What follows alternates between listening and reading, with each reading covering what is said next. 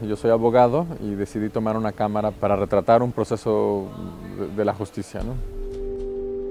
Creo que eso es algo que era urgente que ocurriera y que debería de ocurrir más pronto, porque, como te comentaba, el gran problema en México es que los registros de los juzgados no son objetivos, no son registros confiables. Y en este caso hubo una cosa muy hermosa que ocurrió, que es el hecho de poder filmar un juicio. Hizo que mucha gente entendiera cómo era nuestra justicia. Si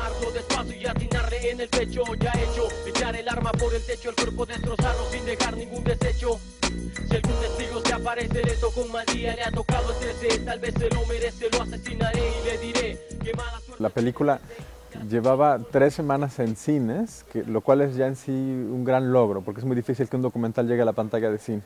Y estaba en cines y le estaba yendo muy bien, y de repente una juez decidió prohibir la película y sacarla de los cines. Y a mí me sorprendió mucho esto.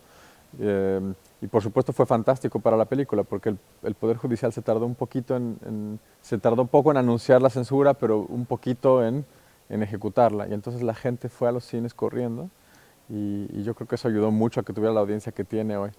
Pero el problema es que esos litigios hasta el día de hoy continúan. Tenemos como 18, 19 demandas bueno, no tiene ninguna de estas demandas una solución, con montos además millonarios. Estamos demandados por 3,000 millones de pesos en una de ellas. Y yo le decía a usted que si me podía informar de qué me estaba acusando, mientras usted me daba manotazos en el pecho. Y me decía, no te explico nada, cabrón. Tú ya sabes de qué te estoy hablando. Y lo que más nos preocupa es que estamos litigando por nuestra libertad de expresión en los mismos tribunales que denunciamos y los mismos tribunales que criticamos. Entonces es muy complicado estarse defendiendo pues es como estar jugando un partido de fútbol con un árbitro que no es imparcial, ¿no? Se demostró la plena culpabilidad penal del justiciable José Antonio Zúñiga Rodríguez, alias El Toño o El Largo, en su perpetración, por lo que se le impone 20 años, 5 meses, 18 días de prisión, que deberá compurgar en las condiciones precisadas en el considerando quinto de la presente sentencia. Hay una situación pues, que es lamentable, que es los jueces realmente no captan la señal de inocencia, no se dan cuenta que alguien podría ser inocente, y a pesar de que uno trate de reclamar estos problemas, o sea, cuando ya alguien fue condenado, es muy difícil que un tribunal superior o un tribunal de amparo, por ejemplo, pues logre estar abierto a esa señal, y no logran descubrir a veces que hay personas inocentes.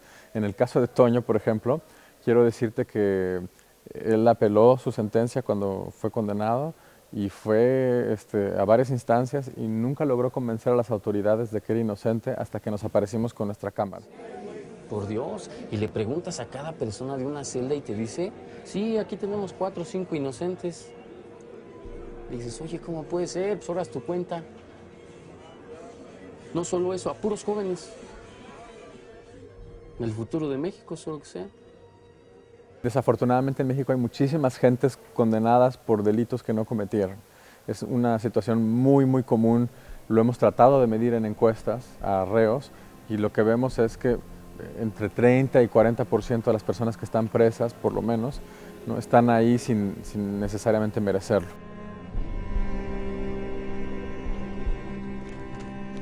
La libertad de expresión no es un asunto complicado, no es un asunto de sí o no, es un asunto que tiene muchos matices, y no necesariamente necesitas el consentimiento de alguien para filmarlo, sobre todo cuando son servidores públicos. Creo que es muy importante poder discutir estas cosas en un espacio donde tengas confianza, y eso no está pasando ahorita, y yo creo que se está usando la justicia como una revancha.